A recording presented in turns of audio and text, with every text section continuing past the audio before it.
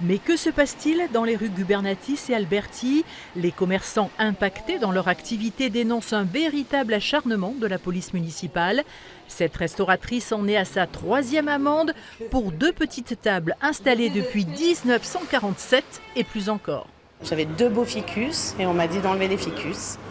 Et cerise sur le gâteau, j'ai construit un mini-bar pour que les chiens boivent en fait. Et ils m'ont dit de le pousser parce que sinon je pouvais avoir une amende pour le bar à chiens. Une pétition circule qui a déjà recueilli de nombreuses signatures.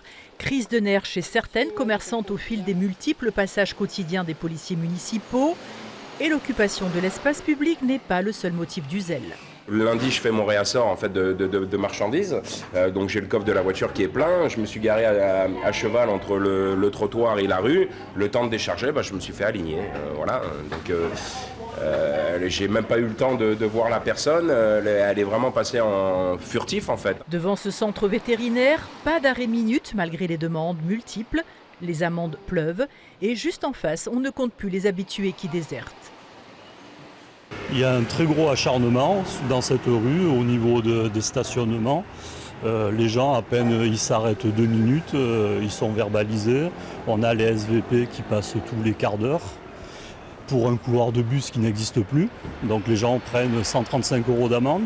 Une véhémence qui semble pousser à l'extrême au détriment de commerçants qui disent pourtant jouer le jeu du mieux vivre à Nice. Cette petite chaise a dû être enlevée sous peine d'amende.